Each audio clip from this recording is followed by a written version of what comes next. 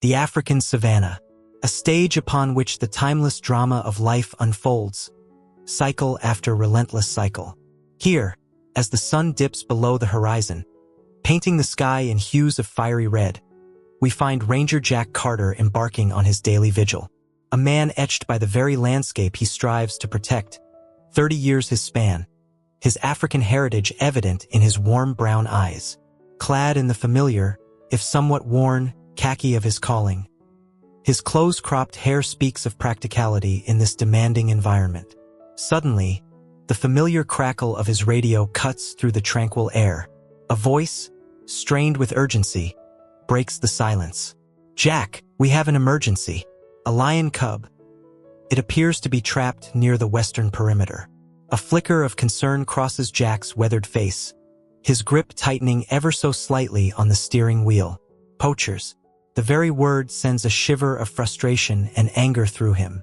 Their callous actions leave not only physical scars on the magnificent creatures they target, but also tear at the intricate tapestry of this ancient ecosystem, disrupting balances forged over millennia.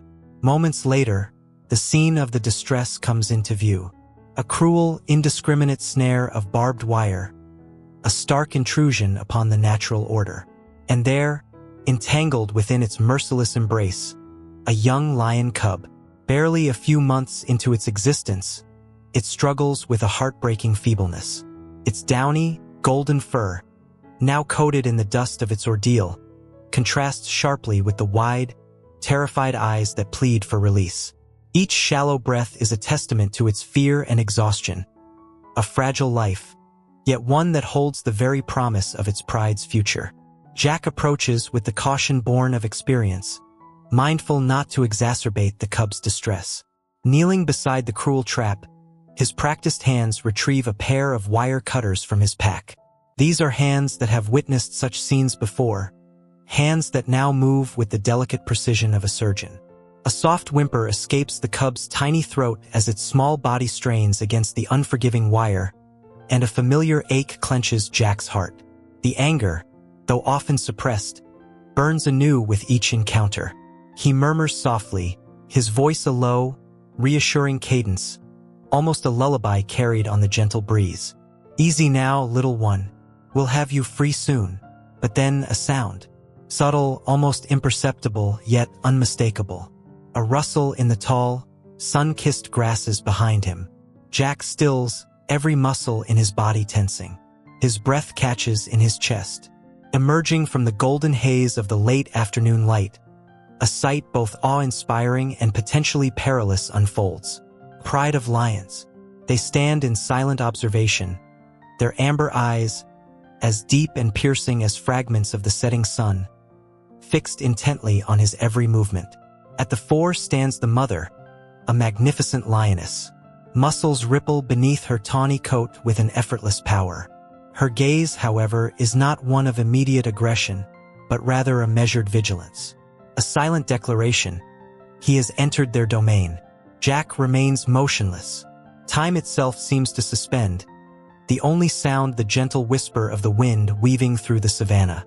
But instinct, honed by years spent in this wild realm, tells him there is a chance. A fleeting window to demonstrate his intentions, to prove he poses no threat. With a final, deliberate snip, the last strand of wire yields. For a brief moment, the cub hesitates, disoriented, before its tiny legs find purchase, carrying it in a wobbly run towards the waiting pride. The lioness steps forward, her powerful muzzle gently nudging her offspring, meticulously inspecting every wound, every sign of its traumatic experience. And then, an extraordinary moment. The lioness lifts her gaze, her amber eyes meeting Jack's. A connection, unspoken yet profound, passes between man and beast, two beings sharing this ancient earth. A flicker of something, understanding? Then, with the regal grace of a queen retreating into her golden kingdom, she turns, leading her pride into the vast, undulating ocean of grass, vanishing as if swallowed by the land itself. Jack exhales slowly, his hands still betraying a slight tremor.